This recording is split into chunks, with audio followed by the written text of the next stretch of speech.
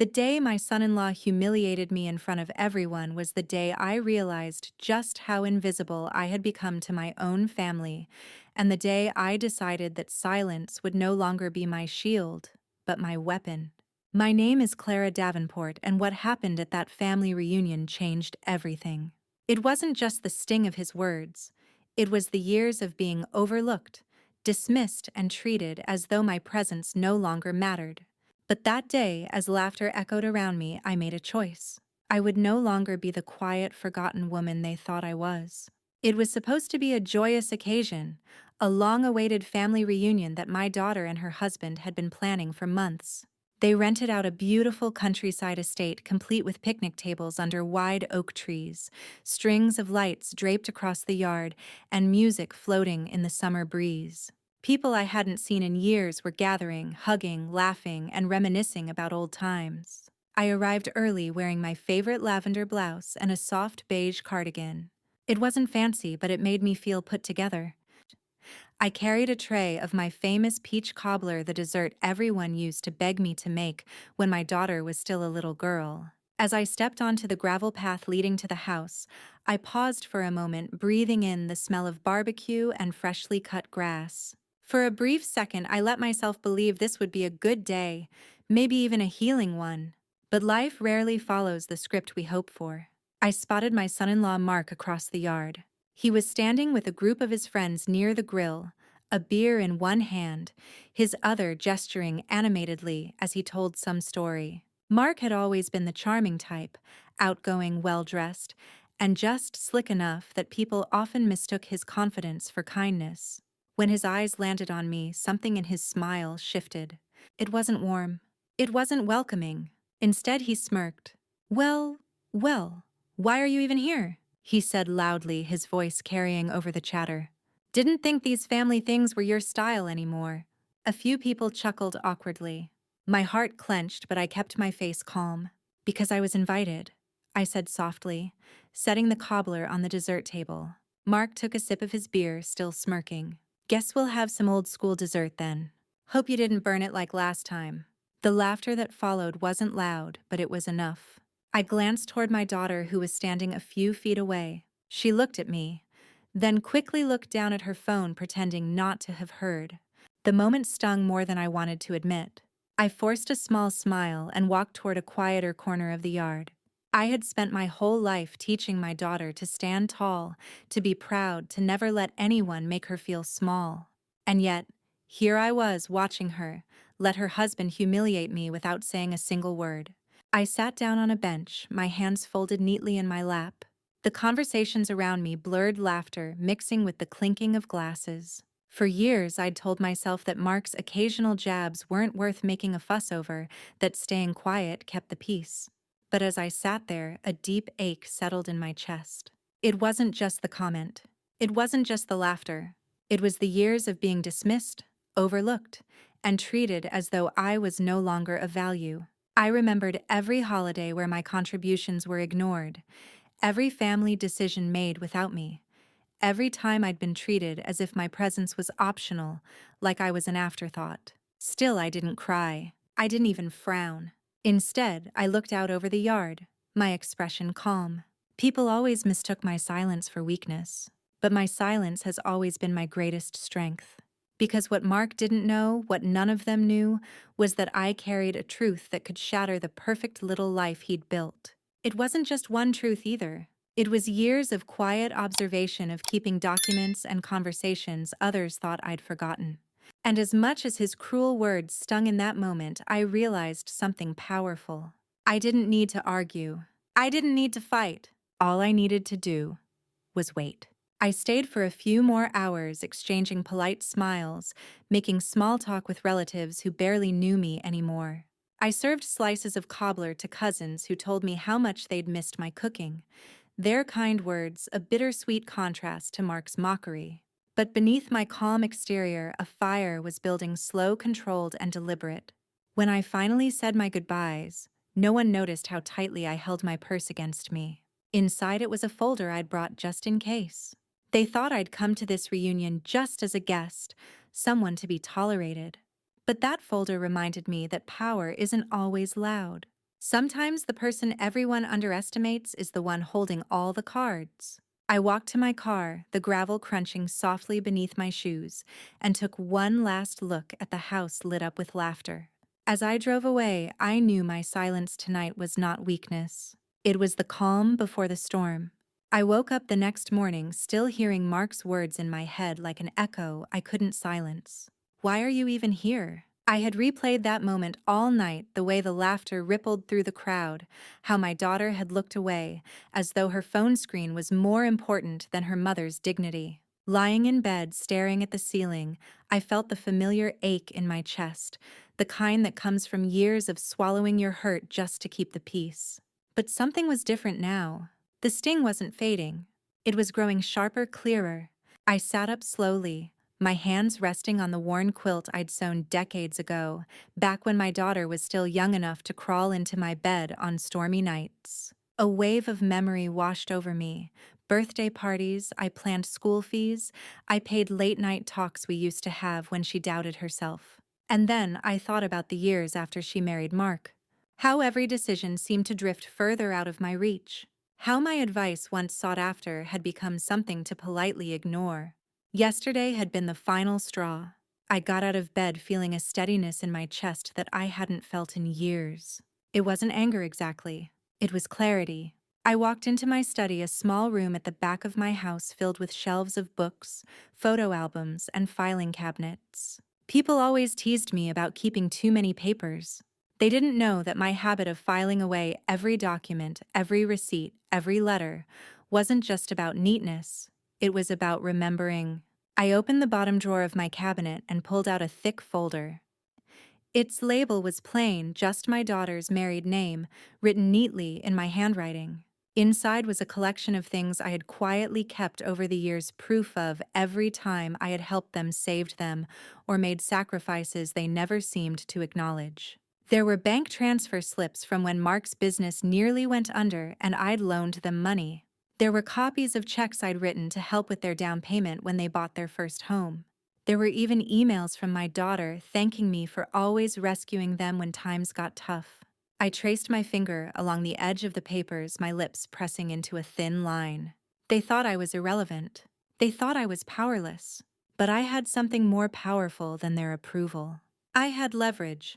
Later that morning, I brewed myself a cup of tea and sat at the kitchen table staring out the window at my quiet backyard. Sunlight streamed through the curtains, casting soft patterns on the floor. I thought about calling my daughter, about telling her exactly how her husband had made me feel. But deep down, I knew words wouldn't change anything. I'd tried before. I'd tried so many times to explain how isolated I felt, how hurtful their dismissiveness was. Every time it ended the same way, apologies that felt like afterthoughts, small promises that never lasted. No, this time would be different. This time I wouldn't ask for respect. I would command it. After finishing my tea, I grabbed my phone and scrolled through my contacts until I found the name I was looking for: Richard Bennett. Richard had been a dear friend of mine for over 40 years. We'd met when I was still working as a community nurse, and he was a young lawyer just starting out. Even after retirement, he had remained one of the sharpest legal minds I knew. I tapped his number, and when his familiar voice answered with a warm "Clara," "It's been ages," I felt the corners of my mouth lift in the first real smile I'd had since yesterday. "Richard," I said evenly, "I think I need your help with something. Something long overdue." There was a brief pause before he replied, "You sound different. Serious." I said simply. "It's time I stopped being silent." By the end of our call, we had agreed to meet in 2 days at his office. I hung up feeling lighter than I had in years. It wasn't revenge I was after. Not exactly. It was something far deeper than that. It was justice for the years of sacrifice that had been brushed aside as if they didn't matter. For the love that had been taken for granted. For the respect I had been denied. And for the first time in a long while, I felt something I hadn't felt in years: hope. 2 days later, I stood in front of the small law office where Richard had worked for decades. The wooden sign out front had faded a little with time, but the brass letters still gleamed in the morning light. Bennett and Hayes, attorneys at law. Pushing open the door, I was greeted by the familiar scent of old paper and polished wood. The receptionist, a kind woman named Laura, looked up and smiled warmly.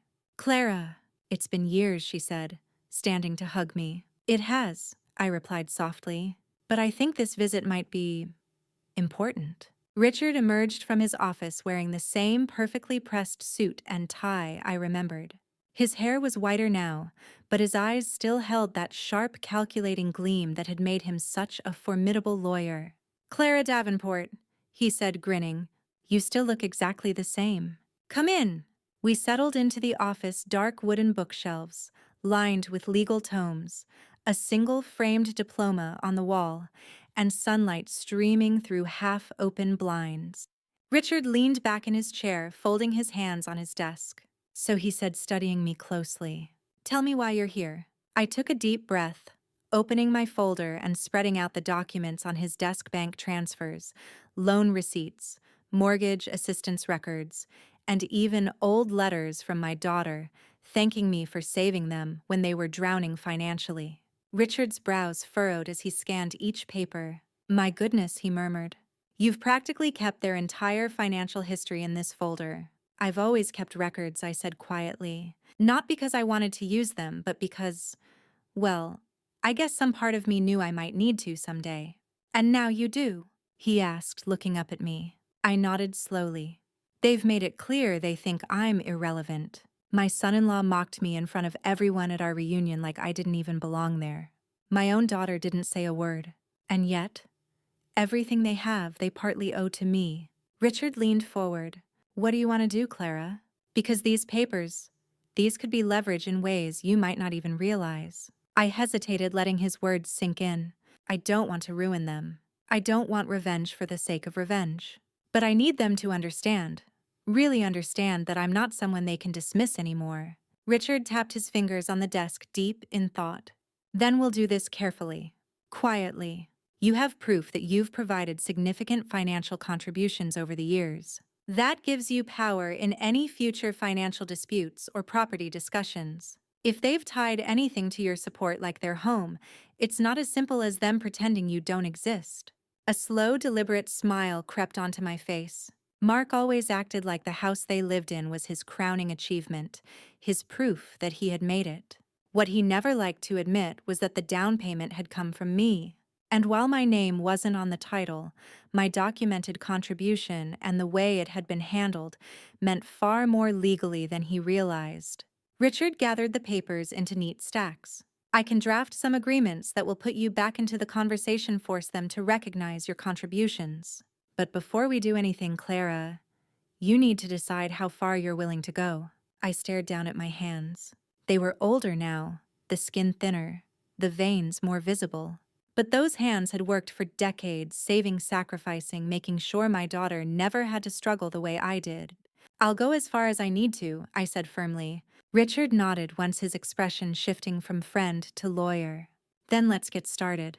For the next hour, we reviewed every document, every detail of my financial support. Richard explained the legal avenues I could take, how even quiet, behind-the-scenes actions could have major consequences. By the time I left his office, I felt an unfamiliar sense of power humming beneath my calm exterior. It wasn't about revenge anymore. It was about reclaiming something I had lost without realizing it: my voice. As I drove home, memories flooded back the nights.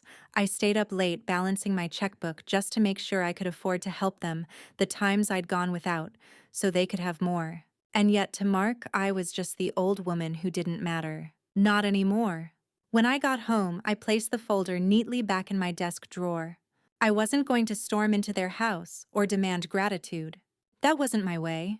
Instead, I was going to do what I'd always done best: watch, wait, and move when the time was right. Because power, I realized, isn't always about who shouts the loudest. Sometimes it belongs to the one who knows the most and waits the longest. The following week, I attended Sunday dinner at my daughter's house. It was a tradition we'd kept for years, though lately I felt more like a guest than family. As I approached the door, I could hear laughter from inside. Mark's voice carried the loudest, booming over the others. I rang the bell, and after a moment my daughter Hannah opened the door. "Mom, you made it." She said her smile tight as though she hadn't expected me to actually come. Of course, I replied softly, stepping inside. The familiar smell of roasted chicken and garlic filled the air, mingling with the sound of clinking glasses. Mark was in the kitchen carving the chicken with the exaggerated flair of someone who wanted everyone to notice him. "Well, look who's here," he said when he spotted me. "Glad you could join us." His tone was polite enough, but the smirk tugging at the corner of his mouth made my stomach twist. I placed the dessert I'd brought on the counter, a lemon pie, simple but perfectly baked. "Thought this might go well after dinner," I said. Mark raised an eyebrow. "Hope it's better than the cobbler," he muttered under his breath, just loud enough for me to hear. For a moment, the old Clara might have smiled and said nothing. But this time, I simply met his gaze and held it for a beat too long. Something flickered in his eyes. Confusion, maybe even discomfort. Then I turned away, joining the kids at the table. Dinner was filled with the usual small talk, school updates, sports, vacation plans. I listened quietly, contributing where I could, but mostly observing. Mark dominated the conversation, talking about his new business venture, how he was planning to invest in a property development deal. Hannah nodded along her face, a practiced mask of support, though I caught the flicker of worry in her eyes when he mentioned the financial risk involved. It was a look I recognized. I'd seen it before years ago when Mark's last big investment nearly bankrupted them, and I'd stepped in to quietly bail them out. "Sounds ambitious," I said. Finally, my voice calm but deliberate. "I hope you've learned from the last time." The table went silent for a beat. Mark's eyes snapped to mine. "Excuse me?" I took a sip of water, unbothered. "You remember the time your business loan defaulted and you almost lost the house? That was quite the mess, wasn't it?" His jaw tightened. Hannah shifted uncomfortably in her seat. I leaned back in my chair, my tone still casual. "Of course it all worked out, didn't it? Thanks to that little gift I gave you too. What was it, 50,000? Mark's fork clinked against his plate. "That was years ago," he said sharply. "We didn't need—" "Yes, you did," I interrupted, my voice steady. "And I didn't mind helping." "I never did. But it's funny, isn't it?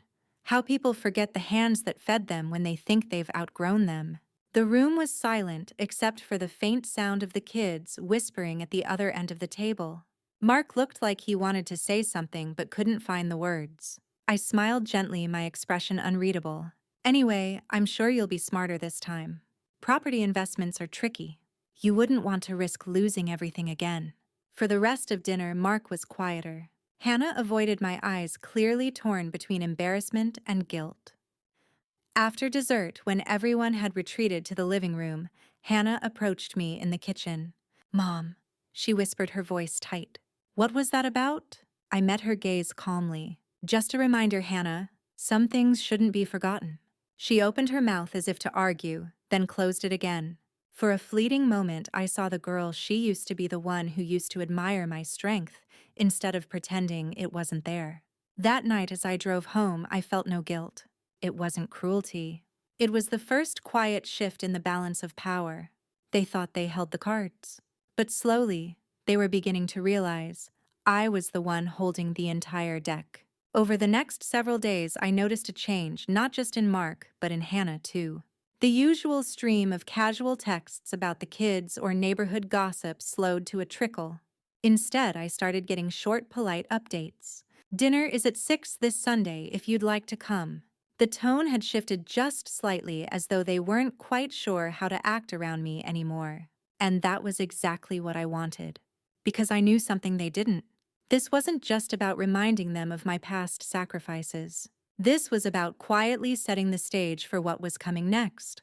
2 weeks later, I sat once again in Richard's office. He had prepared the necessary documents, papers that detailed my financial contributions to their house purchase and investments, formalizing them as loans rather than forgotten gifts. "Clara," Richard said, as he slid the papers toward me, "once you sign these, and we send notice, they'll have no choice but to acknowledge the truth. They've treated you like a bystander in your own story. But after this, they'll realize you're still the one holding the pen." I held the pen for a long moment before signing. It wasn't an easy decision. I wasn't doing this to hurt Hannah. I was doing this because I needed to reclaim the dignity that had been stripped away piece by piece for years. When the notice reached them, I didn't get a call right away. But I knew it had landed the moment my phone started buzzing endlessly one Friday afternoon. It was Hannah. "Mom," she said, when I finally answered, her voice trembling. We got a letter from Richard." "What is this? Why are you doing this?" I stayed calm. "I'm doing this because for years I've been helping you quietly without question. And somewhere along the way, I became invisible to you both. I'm done pretending that my contributions didn't matter." "Mark is furious," she whispered. "I'm sure he is," I replied evenly. "But anger doesn't erase facts. Those documents don't lie, Hannah. I've kept everything. Every receipt, every transfer. And if he wants to act like I don't belong in this family, then maybe it's time he remembers exactly how much I've done for it." There was silence on the other end of the line. When Hannah finally spoke, her voice cracked. "I didn't know you felt this way. I should have defended you that day." "Yes," I said softly. "You should have." We hung up without resolution. But for the first time, I felt something I hadn't felt in years. Control. That weekend, Mark showed up at my house alone. He stood on my porch, his usual cocky grin nowhere to be found. "Clara," he said, his voice low. "We need to talk." I stepped aside to let him in, gesturing toward the kitchen table. He sat down heavily, running a hand through his hair. "Look, I get it. You've helped us. A lot. More than I've ever admitted. But this letter, this changes everything. We can't afford." "You mean you can't afford?" I interrupted gently. He looked up, startled by my tone. "You've built this life, Mark. But you've built it on the foundation I provided. You've forgotten that." "You've forgotten me." He opened his mouth, then closed it again. I leaned forward, my voice steady. "I'm not asking for thanks. I'm not asking for praise. But I will not let you erase me. Not anymore." Mark swallowed hard. For once, he had no slick comeback, no smirk to hide behind. When he left, I watched from the doorway as he walked down the path to his car. His shoulders were tense, his head bowed slightly. The balance had shifted, and we both knew it. And as I closed the door behind me, I realized that what I felt wasn't anger or even triumph. It was peace. Because power doesn't always roar. Sometimes it whispers quiet but undeniable until everyone else is forced to listen. The following Sunday, I arrived at dinner exactly on time. The moment I stepped into the house, the shift in atmosphere was unmistakable. The usual boisterous laughter, Mark's loud voice commanding the room, gone. Instead, there was an uneasy stillness, as though everyone was holding their breath. Hannah greeted me at the door with a strained smile. "Hi, Mom. Come in. Dinner's almost ready." I stepped inside, carrying a basket of fresh rolls I had baked that morning. Mark was in the living room, sitting stiffly on the couch, his phone untouched beside him. He looked up when I entered, but didn't say a word. I placed the basket on the counter, my movements deliberate. "Smells lovely," I said softly. Dinner began in awkward silence. The kids chattered here and there, unaware of the tension between the adults. Hannah tried to make conversation, asking about my garden, my book club.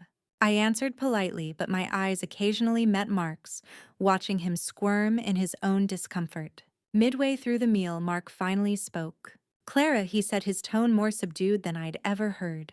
"About that letter Richard sent you. I didn't realize you felt like you weren't appreciated." I set down my fork, meeting his gaze evenly. "You didn't realize, or you didn't care." His jaw tightened. "That's not fair." "No," Mark Y interrupted quietly. "What's not fair is years of being treated like an afterthought. I didn't sign those documents to punish you. I signed them to remind you that what I've done for this family matters." Mark opened his mouth, but Hannah put a hand on his arm, stopping him.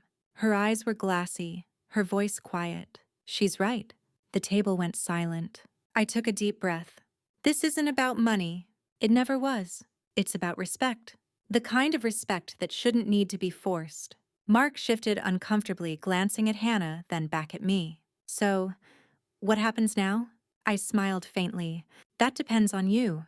I'm not your enemy, Mark. But I won't be invisible anymore.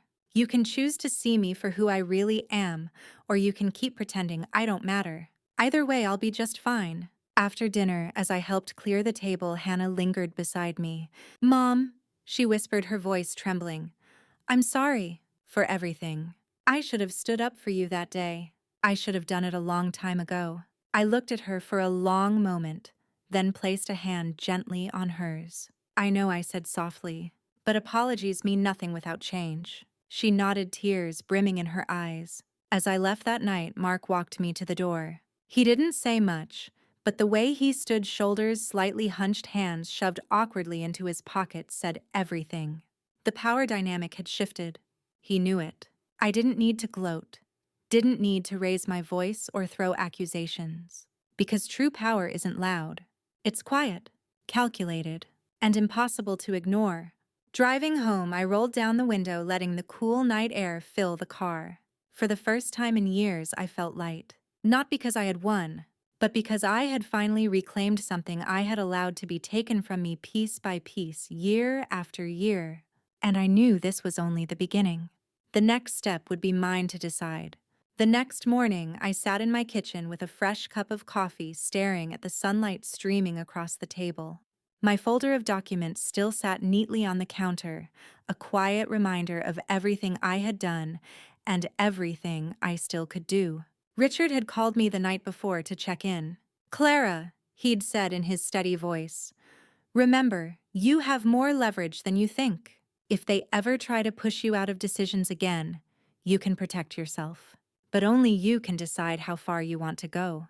Those words stuck with me. For years, I had told myself that staying silent was the kinder choice, that avoiding conflict kept my family together. But looking back, I realized my silence hadn't protected anything. It had only allowed Mark's arrogance to grow unchecked and Hannah's passivity to become habit. I opened the folder again, flipping through each page. There were bank statements, receipts, and even old email chains where Hannah had begged me for help with mortgage payments. Everything was carefully organized, a timeline of sacrifices that no one could erase. After a while, I set the folder aside and picked up my phone. There was one more step I needed to take, something I had been putting off for years. I called my financial advisor, Mr. Lewis. "Clara, it's been a while," he said cheerfully. "I know," I replied, "but I think it's time we made some changes to my accounts and to my will." We scheduled an appointment for later that week. When Thursday arrived, I walked into Mr. Lewis's office with the same folder I had shown Richard. We spent hours reviewing my finances, discussing my assets, and creating safeguards to ensure that my contributions to Hannah and Mark's life would no longer be taken for granted or assumed as theirs to claim. By the time we finished, my entire estate plan had changed. My money, my house, even my small investments, everything now had specific conditions attached. If Hannah and Mark wanted to benefit from anything I left behind, they would need to earn it, not through hollow apologies, but through respect and accountability. Mr. Lewis looked at me with admiration as we wrapped up. "You're making sure your legacy isn't forgotten," he said. "That's smart, Clara. Too many people trust that gratitude will just happen, but you're making sure you're not erased." "That's the point," I said quietly. That weekend, I attended another family gathering, a smaller one, just Hannah, Mark, and the kids. This time, Mark didn't mock me. Instead, he held out a plate of food, his voice measured. "Here, Clara, let me get you some." It wasn't much, but it was the first real sign of change. Hannah sat beside me, more present than she had been in years. She asked me questions about my week, about the book I'd been reading. I could see the effort in her eyes, a quiet acknowledgement that she was trying to repair what had been broken. I didn't gush. I didn't make it easy. Respect wasn't going to be bought back with one polite dinner. But as I watched Mark refill my glass without being asked, I realized that something fundamental had shifted. They knew now that I wasn't powerless, that I wasn't someone to be ignored. And while they might never admit it out loud, they finally understood. I was the one who had always held this family together, and I always would on my terms. As I drove home that night, the folder resting in my passenger seat, I couldn't help but smile. For years, I had believed that being quiet meant being weak, but now I knew better. Silence can be a weapon when you choose when and how to finally break it. On Monday morning, I walked into Richard's office once again, the folder tucked securely under my arm. "Clara," he said with a smile, standing to greet me, "you're looking more confident every time I see you." "I feel it," I admitted as I sat down. But I think it's time to take one more step forward. Something permanent. He raised an eyebrow. Permanent. I slid the folder across his desk. I want to formalize everything. Every loan, every gift, every dollar I ever gave them. I don't want there to be any ambiguity ever again. Richard began sorting through the papers. This will take some work, he said thoughtfully. But once we do this, Clara, they won't be able to pretend you didn't build the foundation of their lives. That's the point, I said simply. We spent hours going through every detail. Richard prepared agreements, transfer acknowledgments, and legal addendums to ensure that all my contributions were recognized not as forgotten favors, but as part of a documented history that could not be erased. Once these are filed, Richard said, as he stacked the papers neatly, Mark and Hannah will have no choice but to see you differently. They'll understand that you are, and always have been, essential. I signed everything with a steady hand. That evening, Hannah called me. Mom, she said, her voice uncertain. Richard dropped off some paperwork for us to review. Mark's furious. He thinks you're trying to humiliate him. I leaned back in my chair, my voice calm. I'm not humiliating anyone, Hannah. I'm protecting myself. And maybe reminding you both that what I've done for this family matters. She didn't answer right away. When she finally spoke, her voice was quieter. I can't argue with you. You've done more for us than we ever acknowledged. That's all I wanted, I said softly. For the truth to finally matter as much as the years I gave you. A few days later, Mark showed up at my house again. This time, he didn't smirk. He didn't come with excuses or clever words. He stood on my porch looking smaller than I'd ever seen him. Clara, he said, his voice steady but subdued. I'm sorry for everything. I know I've been arrogant. I know I've treated you poorly. I studied him for a long moment before answering. Do you mean it, Mark? Or are you just afraid of losing what you've built? His face reddened. Both he admitted. For the first time, I smiled not out of spite, but out of recognition. Honesty is a good start, I said. That weekend, Hannah invited me over for dinner again. This time, the tone was different. There was no tension, no awkward silences. Mark was quieter, more careful with his words. He served me first, making sure my plate was full. Hannah sat close, asking questions, listening in a way she hadn't in years. And I realized something that night. Sometimes the only way to reclaim your place is to remind people what you've always been worth. When I drove home later, the streets empty and quiet under the glow of streetlights, I thought about all the years I'd let myself fade into the background. But not anymore. I wasn't just Mom. I wasn't just Grandma. I was Clara Davenport. And for the first time in a long, long while, everyone finally remembered it. A week later, the shift in my family dynamic became impossible to ignore. Mark still wasn't his usual loud, boastful self. He was polite, careful even. But I could sense the resentment simmering beneath the surface. He wasn't used to me holding power over him. And that's when an unexpected piece of news landed in my lap. I was at my book club meeting when Sarah, a friend who also happened to work in local real estate, leaned across the table. Clara, she whispered, I heard Mark is getting involved in another property deal. Risky one. He's telling people he's got a major investor backing him. But from what I know, the numbers don't add up. My stomach tightened. So he hadn't learned a thing. That night, I sat in my study folder open, reading through all the documents Richard had helped me formalize. I knew Mark was arrogant enough to think he could take risks without consequences, but now I also knew I was in a position to act before everything spiraled again. The next day I called Richard. He's at it again. I told him, my voice calm but resolute. This time, I'm not waiting for him to drag Hannah down with him. Richard didn't even hesitate. Then let's stop him before he gets too deep. You have legal standing now. We can freeze certain assets tied to your contributions until he meets the conditions you set. Do it, I said. 2 days later, Mark called me. His voice was tight, angry, and desperate. Clara, what the hell did you do? My deal is falling apart. They told me the funds aren't clearing until the paperwork is resolved. I held the phone to my ear, letting a few seconds of silence pass before answering. I warned you, Mark, I said softly. You've built your life on my support, and you've treated me like I was disposable. That ends now. You can't just... I interrupted my tone even. And I didn't do this to ruin you, Mark. I did it to protect myself and Hannah from your recklessness. There was a long pause. You're unbelievable, he muttered, his voice low. No, I replied gently. I've just finally remembered who I am. That weekend, Hannah came to visit me alone. She sat across from me at the kitchen table, her eyes red and tired. Mom, she said quietly, he's furious. But he's scared too. He knows now that he can't do whatever he wants anymore. I reached across the table, taking her hand. Good. It's about time he realized that. And it's about time you stopped letting him control everything. Tears filled her eyes. I've been weak, Mom. I let him treat you like you didn't matter. I let him take and take while you gave everything. And I never said thank you. My chest ached, but I squeezed her hand. You can still change, Hannah. You can still make it right. She nodded, wiping her eyes. The following week, Mark requested a meeting, me, Hannah, and Richard all at the table. For the first time, Mark admitted the truth. He acknowledged everything I had done, every sacrifice I had made.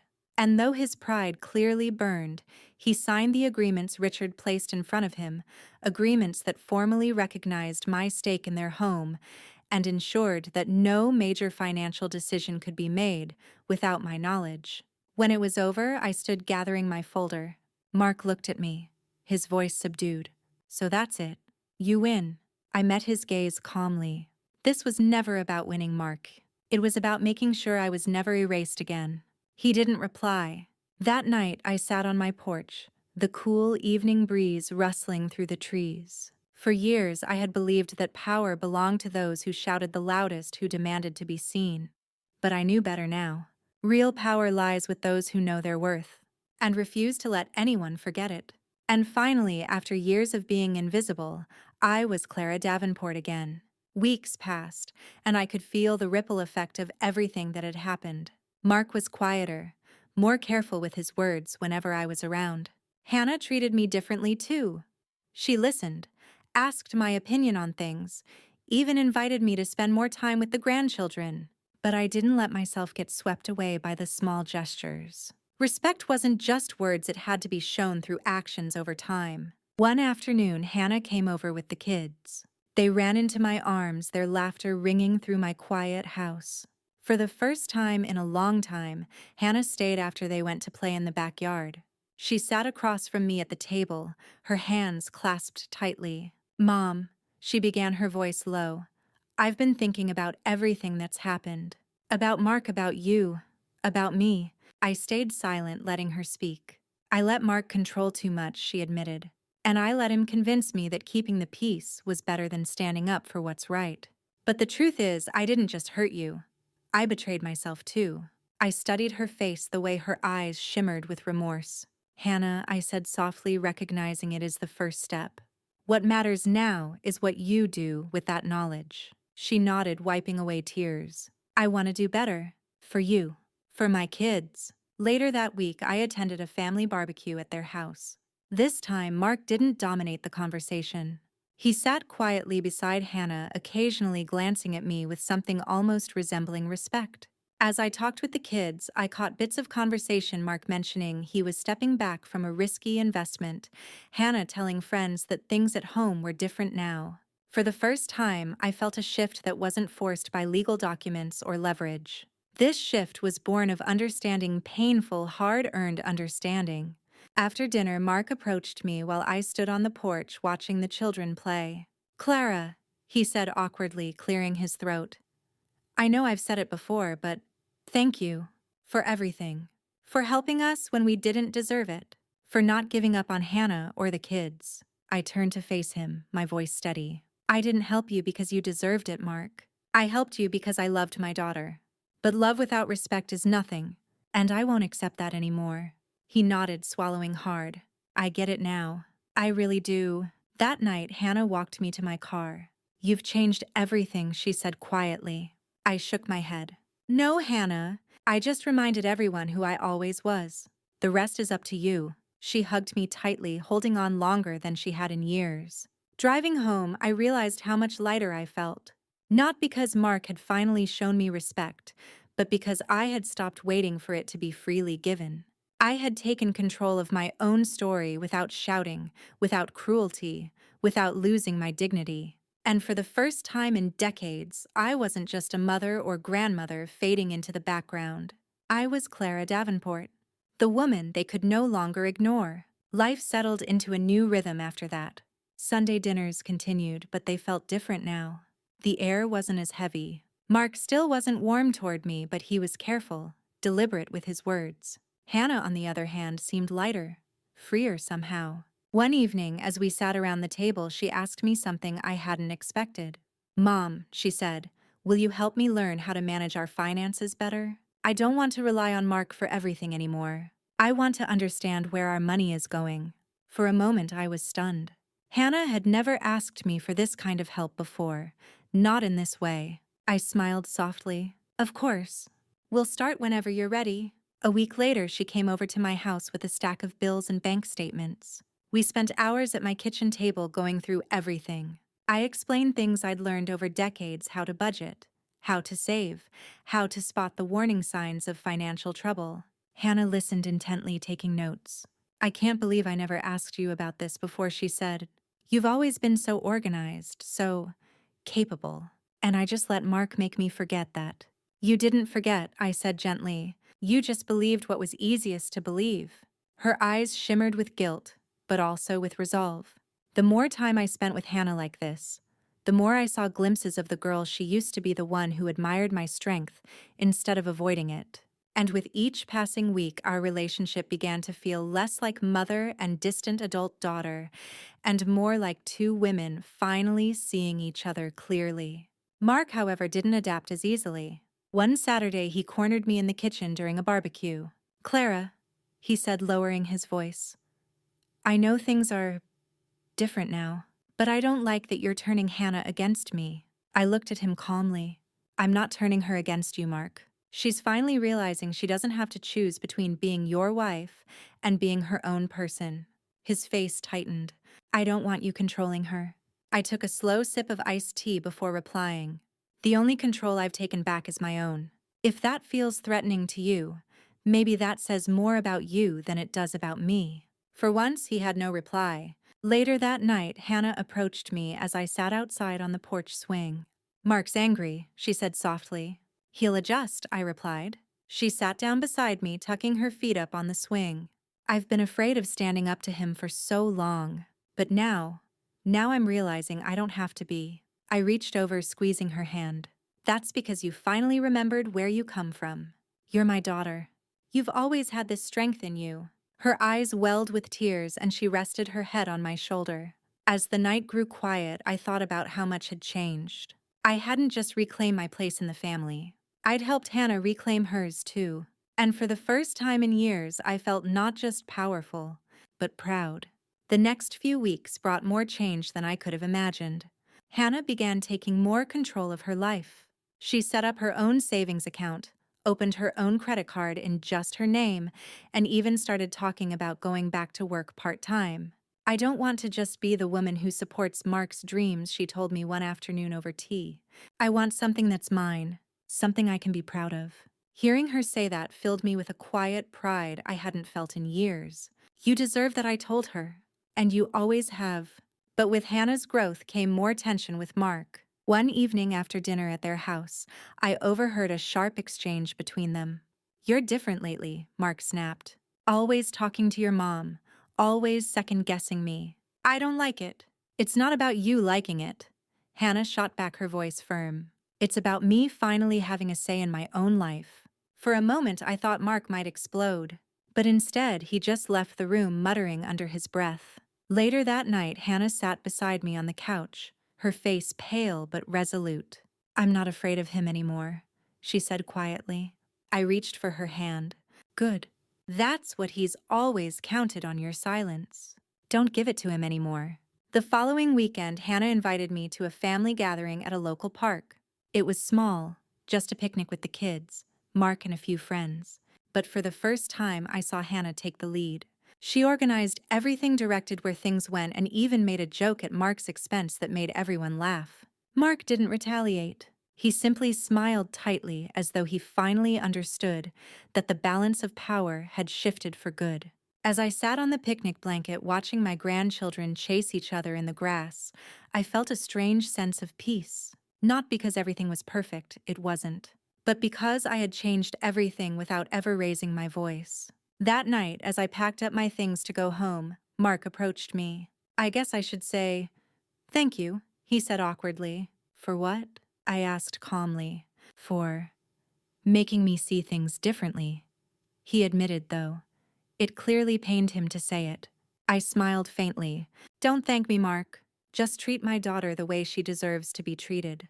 That will be thanks enough." As I drove home, I realized something powerful. For years, I had believed that my silence was a form of kindness, that by staying quiet, I was keeping the peace. But now I understood the truth. Silence can be a weapon, and when you finally learn to wield it at the right time, it can change everything. 2 months later, Hannah invited me to her house for coffee, just the two of us. When I arrived, she was already sitting at the kitchen table with a notebook open in front of her. There were lists, numbers, and plans scribbled across the pages. "I've been thinking," she said, her eyes bright. "I want to start my own business. Something small, maybe, online to begin with. I don't want to depend on Mark's income forever." I smiled, my heart swelling with pride. "That's wonderful, Hannah. What kind of business?" "Handmade candles," she said a little sheepishly. "It sounds silly, I know, but I've been researching it for weeks. I think I can really make it work." "It's not silly," I assured her. "It's yours. And that's what matters." Over the next few weeks, I helped Hannah set up the basics: how to budget, how to track expenses, how to market herself online. She was excited in a way I hadn't seen in years. But Mark predictably wasn't thrilled. "This is a waste of time," he scoffed one evening while I was there. "You're not going to make any money selling candles on the internet." Hannah didn't flinch. "Maybe not at first," she replied, her voice steady. "But at least it'll be mine. And that's worth more to me than any money you've ever made." The look on Mark's face was priceless: shock, anger, and disbelief all at once. Later, after Mark stormed out, Hannah turned to me. "Mom," she whispered, "I never thought I'd be able to stand up to him like that. But I'm not afraid anymore." I reached for her hand, squeezing it gently. "That's because you finally remembered who you are. And you finally realized that being silent isn't the same as keeping peace." Weeks later, Hannah's small business began to grow. Orders trickled in slowly at first, then more steadily. Mark, to his credit, started to back off. Maybe it was resignation, or maybe it was the realization that he no longer had control. And one quiet Sunday evening, as we all sat around the dinner table, Hannah raised her glass. "To Mom," she said, her voice strong, "for showing me that strength doesn't always have to be loud, but it has to be certain." Everyone clinked glasses, even Mark. As I looked around the table, I felt a wave of peace settle over me. Not because everything was perfect, it wasn't, and maybe it never would be, but because I had changed the story without shouting, without anger, without losing who I was. I had shown my daughter that true power can be quiet, and she had finally claimed her own.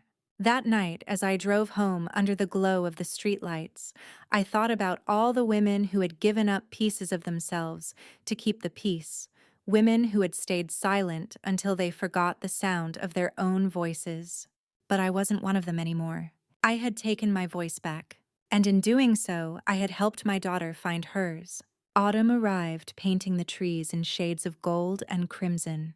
Life felt different now, not just for me, but for Hannah too. Her small candle business was slowly gaining traction. She'd started a website, was selling at local markets, and even had a few wholesale inquiries from boutique stores. One Saturday morning, she stopped by my house with a box of freshly poured candles. "I wanted you to have these," she said, smiling proudly. "The first batch with my new labels." "It finally feels real, Mom." I held the box in my hands, the faint scent of lavender and cedarwood rising from inside. "I'm proud of you, Hannah," I said softly. "Not for the candles, but for believing in yourself again." But Mark was still Mark. He'd grown quieter around me, but his resentment hadn't disappeared.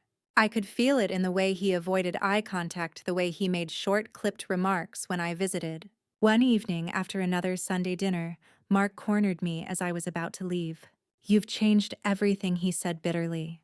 "She listens to you more than me now." I looked at him calmly. "She doesn't listen to me more. She finally listens to herself." His face twisted in frustration. "I don't like this version of her." "That's because you can't control her anymore," I replied evenly. "And that scares you." A few days later, Hannah called me. "Mom," she said, her voice steady but firm, "Mark and I had a serious talk last night. I told him that if he couldn't respect me or you, I wasn't going to live like this anymore." For the first time, he didn't fight me. He just listened. I closed my eyes for a moment, breathing in the weight of her words. That's because he knows things have changed for good. The following weekend, Hannah invited me to her first big craft fair. Her booth was simple but beautiful rows of candles arranged neatly, a hand-painted sign that read, "Hannah's Hearth." I stood beside her as she greeted customers, her face glowing with pride. When Mark showed up later with the kids, he didn't say much, but he stood quietly, helping her load boxes and carry supplies to the car. It wasn't an apology, but it was something. That night, Hannah hugged me before I left. "Mom," she said softly, "I don't think I ever thanked you properly. Not just for everything you've done for us, but for reminding me who I am." "You don't need to thank me," I replied, holding her tight. "Just promise me you'll never forget again." Driving home, I thought about how far we'd come. I hadn't just changed how they saw me. I had changed how Hannah saw herself. And that was the greatest victory of all. Because sometimes the quietest power isn't about revenge or recognition. It's about giving someone else the courage to stand tall, too. Winter came blanketing the town in soft layers of snow. I sat by my window one evening, watching the flakes fall under the warm glow of the streetlights. For the first time in years, my house felt alive again, not because anyone else had changed, but because I had. Hannah called more often now, not out of obligation, but out of genuine desire to talk. She shared her wins, her worries, and her excitement about the growing business. "Mom," she told me one afternoon, "Mark has been different. He's not perfect, but he's trying. I think he finally realizes that I'm not the same woman I was." I smiled, listening to the joy in her voice. "That's because you stopped being afraid to be seen." A week later, the whole family gathered at my house for dinner. For the first time, Mark was the one who helped set the table, the one who poured drinks and cleared plates without being asked. At one point, he caught my eye and gave a small nod, silent acknowledgement that everything had changed. And for once, that was enough. After dinner, as the kids played by the fireplace, Hannah sat beside me on the couch. "You've changed my life, Mom," she whispered. I took her hand in mine, squeezing it gently. "No, Hannah, you changed your own life. I just reminded you that you could." Later that night, after everyone left, I sat alone in the quiet house. I thought about the years I had spent fading into the background, letting myself believe that staying silent was the only way to keep my family together. But I had been wrong. Silence without boundaries is surrender. Silence with purpose is power. And the day I finally understood the difference was the day I became Clara Davenport again, the woman they could no longer erase. To anyone watching this who has ever felt invisible in their own family, I want to tell you this. You don't need to scream to be heard. You don't need to beg to be seen. You just need to remember your worth and refuse to let anyone forget it. Have you ever felt like your sacrifices went unnoticed? Have you ever found the strength to reclaim your place in your own story? Share your thoughts in the comments. Tell me your name, your city, and your story. And if you want to hear more stories like mine, subscribe to Grace's Truth, where voices like ours are never forgotten.